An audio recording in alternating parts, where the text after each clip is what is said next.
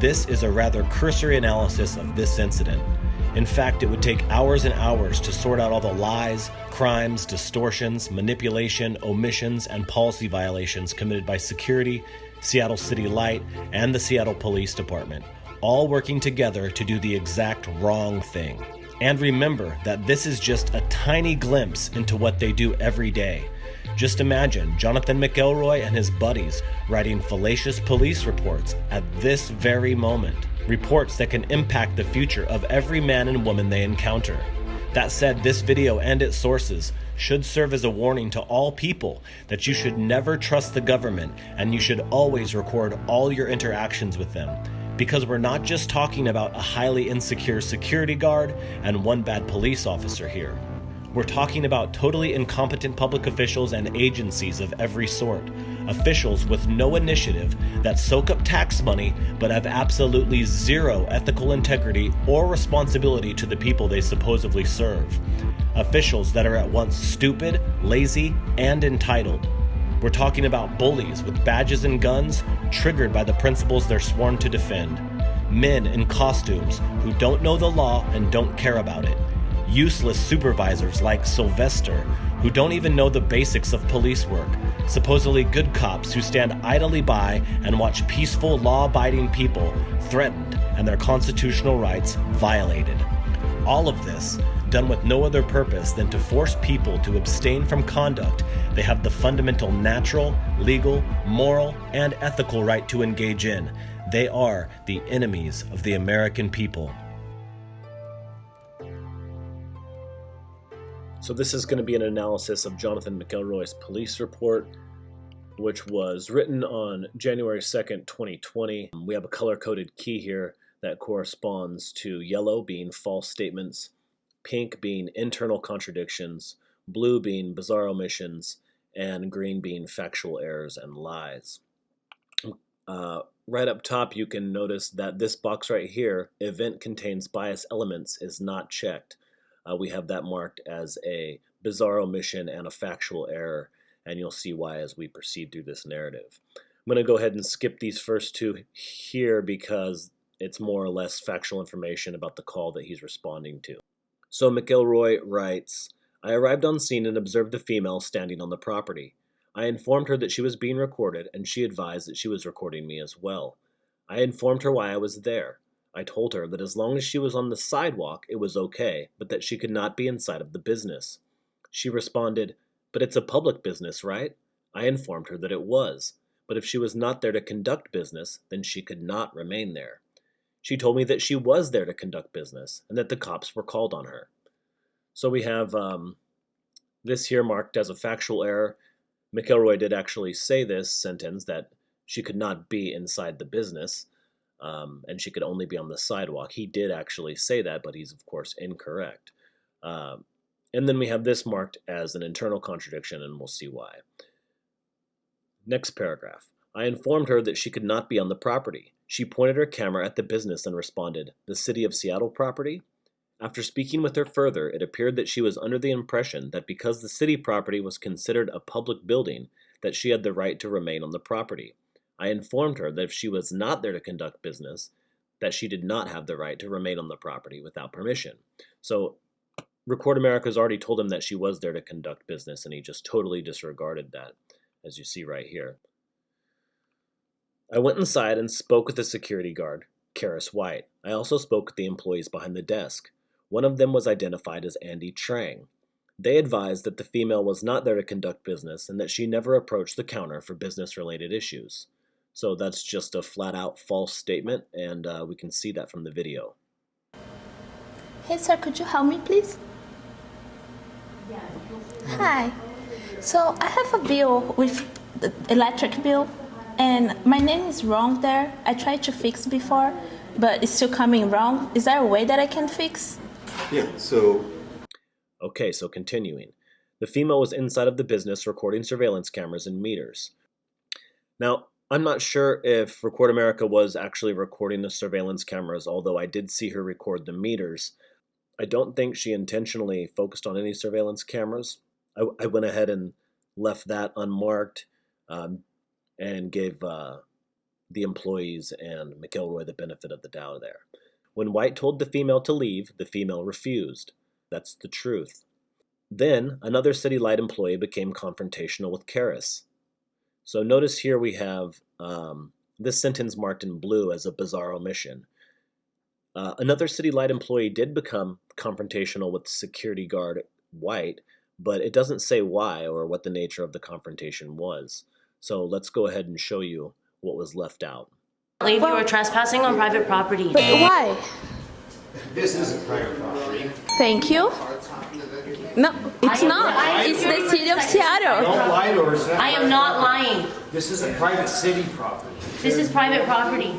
She's not allowed to video. It's a property of the city, and the city is owned by the public. We, the people. No, it's private property. Okay, I am asking you nicely. Okay, I have made you aware nicely. I am asking you to leave. So if I don't leave, what's You're gonna not happen? allowed. Sir, I need you to go to your job, please. You don't get to tell me what to do. Yeah, he's right. I am asking you nicely. Once she addressed the employee issue, she focused back on the female. She told Karis that if she wanted her to leave, she would have to call the cops. That is when we were called. So we have this marked in yellow as a false statement, and here's why. I'll show you the video. I want you to just pay attention and note that this says that Record America told the security guard that the only way she was going to leave is if the lady called the cops. We'll see if that's true. Video recording, taking images of this property that is not allowed on our property. And if I don't leave, what's gonna happen? I will call the police. Okay. And I will have them come and remove you from our property. Okay, you can call the police. It's okay. Okay, I will do so. Okay, so continuing. We have the reporting party listed as Karis White, born 1999. The next page we have the offense code listed as criminal trespassing, citing Seattle Municipal Code, which corresponds to the state law. We have this marked in green, which indicates that it's a false statement or a lie, which of course it is. Here we have a restatement of what we saw on the first page. Does this event contain bias elements? McElroy wrote that it doesn't. Of course, that's a false statement, a bizarre omission, and a factual error. Down here we have the victim. And here McElroy wrote that the victim is Seattle City Light and the government. Of course, this is an internal contradiction, a false statement, and a factual error. Down here is the end of the police report. I've actually added this section here myself. We already went over some of this, but I'll just read it real quick. List of bizarre omissions. Number 1, Karis and White called police to remove the female suspect because, she just has a camera. No, I cannot see any weapons. She just has a camera as well as a GoPro on her. She's wearing a pink scarf. Now, you'll notice that this is nowhere in McElroy's report. This is the sole reason that the security guard wanted her removed from the building. She just has a camera. That is conspicuously absent from McElroy's report. Number 2, the Seattle City Light employee that became confrontational with security guard White was upset that White was lying to the female suspect about public property being private. The Seattle City Light worker was also upset that security guard White told him to, quote, "Go do your job, please," to which he responded, "You don't get to tell me what to do, you're out of order," which is what we've already seen. So let's move on to the next day. So this report was generated by Jonathan McElroy on the very next day, January 3rd, 2020. In this case, there's 2 backup officers, David Sylvester and Terry Whalen. Yellow is false statements, pink is internal contradictions, blue is bizarre omissions, and green is factual errors and or lies. This report is significantly more complex than the previous day. Notice we have the same start here. Event contains bias elements. The box is unchecked, making it a bizarre omission and a factual error, and of course we will see as we proceed why. So we'll start at the very top of the narrative here. On Friday, January 3rd, 2020, at approximately 1300 hours, I received a message from the North Clerk advising that the security guard at Seattle City Light was requesting police. So we've marked this as an internal contradiction, and here's why. He says that he received a call or a message from the North Clerk. But on the second page here, it says that the reporting party is the security guard, Karis White. So we've marked that as an internal contradiction, even though it's, a little bit unclear who is actually the reporting party. Here we have our first factual error. On January 2nd, 2020, I responded to a trespass where an unknown woman was refusing to leave and filming. The security guard, Karis White, advised that the woman was back with 2 additional people. I arrived on scene and went into the main lobby. I observed the female from the previous day, plus an additional 2 individuals in the lobby. They were all recording with their own devices. I made contact with Karis and spoke with her outside. The woman from the previous incident followed us outside and continued to record. There was also an elderly woman that was not associated with them in the lobby. So this is all true. Next paragraph. Due to the confrontational behavior that was possibly forthcoming from the individuals, I requested a supervisor to the scene. Sergeant Sylvester arrived on scene shortly after. So while this is, a rather odd phrasing, I didn't mark it up as anything. Next paragraph. After speaking to Seattle City Light staff, including Andy Trang, they advised what happened. We have that marked as a false statement because they didn't advise what actually happened. They advised what was in their imagination, as we'll clearly see as we proceed. One of the parties presented them with a piece of paper regarding a public disclosure. He asked if he could give the paper to the records request coordinator. Andy told them to go downtown and contact the customer service bureau. That's true. The male got closer to the glass and continued to film. Well, there's no way to do that. You have to walk all the way up to the glass just to go to the window, and the glass actually forms part of the window where you would put your paperwork through. So you have to almost reach under the glass to slide any paperwork through. There's no way to actually get closer to the glass once you're at the window. You're standing right next to the glass when you're standing right next to the window. Now I set you up. The next bill date will be... Hello, sir. How you doing? Here you go. The law of the state of Washington requiring public access to allow all records and materials from state and... Andy became uncomfortable. Notice it doesn't say why Andy became uncomfortable, just he was uncomfortable. So as we all know, that's a feeling. So continuing, Andy became uncomfortable. Due to the staff members feeling uncomfortable, Karis informed them to go back and get out of view of the parties, which they did. So here we have this S on members, marked as both a false statement and a factual error, as is this word, they. So this is interesting because Andy, who is one human being here, has now become multiple human beings. Members, them, they. But we're really just talking about one guy here. McElroy has magically transformed Andy into multiple staff members. Next paragraph. The staff member behind the counter conducted a Google search because he was not familiar with the form.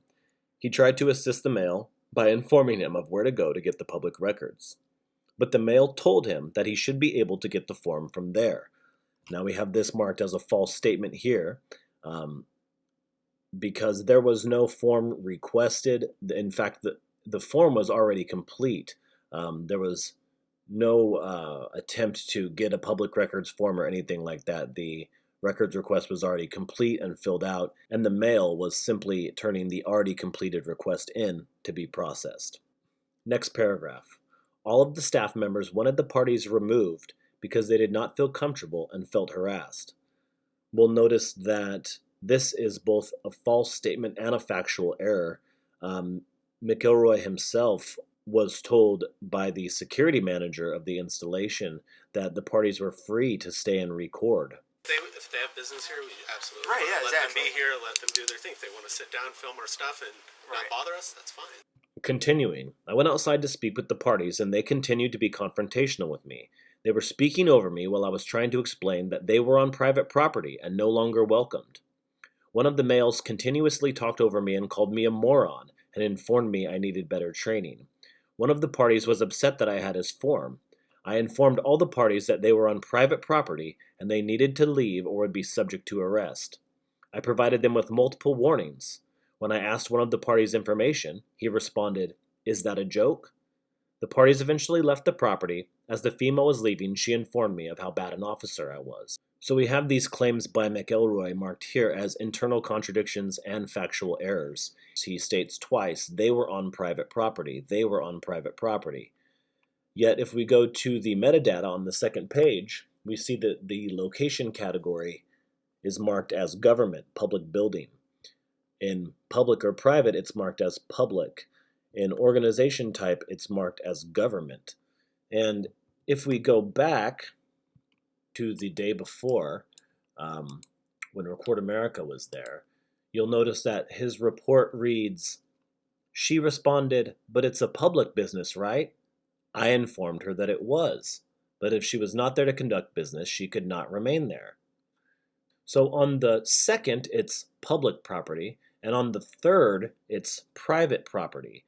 And on the second page of the report from the third, it says that it's public property. So these are obvious internal contradictions that reveal his total incompetence. I'm not going to go further with that because it couldn't be more obvious. Moving on to the next paragraph. Unfortunately, the elderly female that was not associated with them was trying to carry out official business. However, she was unable to receive service because of the 3 individuals. Of course, that's a false statement and a bizarre omission. You can see that she's unable to receive service because she's refused service, because the camera people are refused service. Okay. So I'm not able to get any service to pay my bill. Are you okay waiting for a few minutes? I've already waited a few minutes. A few more minutes. I'm the security guard here. We're actually having an issue with a couple people, and so SPD is here. The elderly female was upset with them and eventually left without being able to finish what she was there for.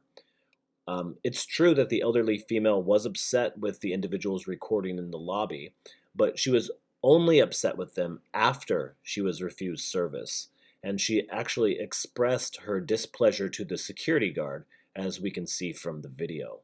If you want to wait and sit down, you can do that, or you could come back later. Problems. Yeah, you're not helping problems, you're causing them. Next paragraph. One of the males informed me that he wanted to file a false report against the staff. I told him to leave the property and wait for me on the sidewalk. Once the issue on the property was resolved, I walked to my patrol car but was unable to find him. This is interesting. It's marked as both a factual error and a false statement. And the reason why is McElroy writes that the man recording wanted to file a false report against the staff. Now, it's a little confusing, but in McElroy's tiny brain, he twists around wanting to report the false reports made by the staff to he wants to file a false report. Now, that's actually a crime. The way he phrased it here is actually a crime. Let's move on to the second page now. The second page contains mostly metadata. We have Karis White as the reporting party. We already went over this. Government, public, public, public, government, right here. Here's the subjects: Black, African American, unknown, white. This woman right here was the one who claimed to be harassed, I believe, even though no one ever spoke to her. Feeling harassed by them right now. Moving on to the last page, this is a list of bizarre omissions from McElroy's report, things that are strangely absent. Number 1, the City of Seattle officials reportedly wanted citizens removed from the building, refused service, and denied public records because of their sex or gender, males, which reportedly made people feel even more uncomfortable. And they want these people off our property. Okay. They don't want them to come back. They cannot do their jobs when these people are here. Okay. They don't feel safe. And my goal is to keep my people feeling safe and comfortable. Again, you were here yesterday. Right. You heard what happened, and then obviously she came back with 2 of her friends, males, particularly her, which makes my people feel even more uncomfortable. Yes.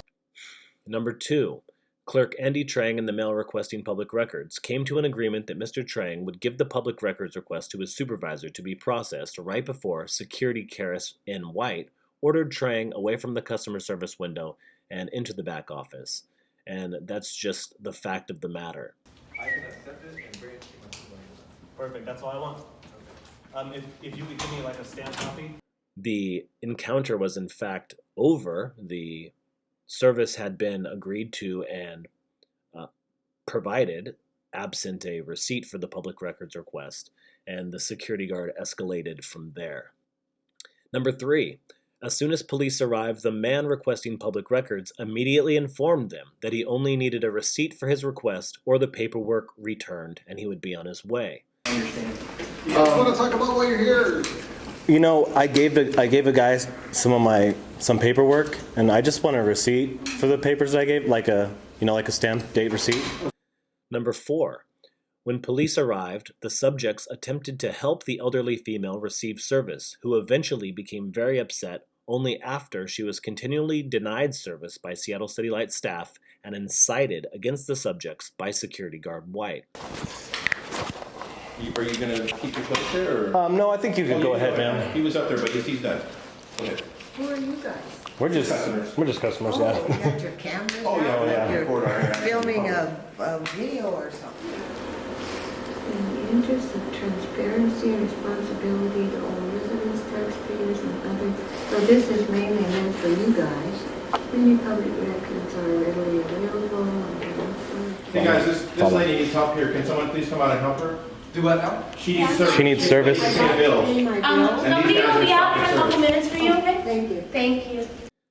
Number 5, security guard Coercion White laughed while reporting that, quote, all of my people back there don't feel safe.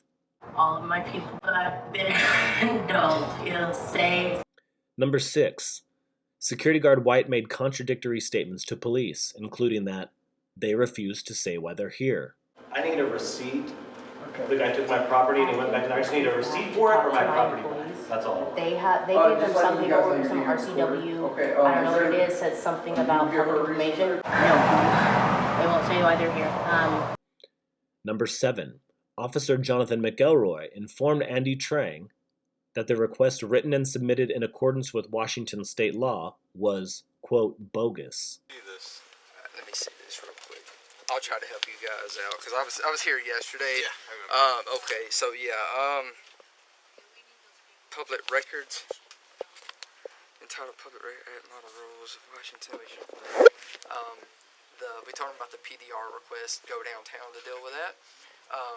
After our conversation yesterday, she didn't have any business, so I guess they came up with a bogus reason to come in. So that was their reason. Number 8, Officer J. McElroy took custody of the public records request from Seattle City Light and attempted to conceal that fact from the requester. Let me go speak to my supervisor. So I'll be right back with you guys. I'm gonna go ahead and take this too, okay? Is there any way other than going through the lobby so we don't have to? Because I feel like if I'm gonna show this to my supervisor, and I feel like if they see me with this, it'll become more of an issue. So just to.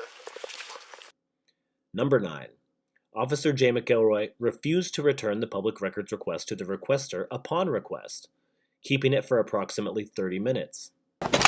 Please tell me you're not holding my property. I am. Well, we're trying to understand the situation. You can step back right now. Step back away from us. Number 10, Seattle City Light manager Brendan Armstrong told Officer J. McElroy that the photographers were free to stay and record. Number 11, security Coercion White reported that Seattle City Light workers behind thick glass and locked doors, quote, can't do their jobs because they felt so unsafe. Yet when the elderly woman standing right next to the supposed threat responded, unsafe? Should I go? Security guard White responded, no, you're okay. People, my people that I'm protecting, not feeling safe, so they're not able to do their jobs right now. Not feeling safe? Yeah. Because Should I go? No, you're okay. If you want to wait, they're not gonna. They're not gonna have a problem for you. Okay. Because Should I go? No, you're okay. If you want to wait, they're not gonna. Number 12, the elderly female being refused service told security Coercion White, you're not helping problems, you're causing them. We, the people, No.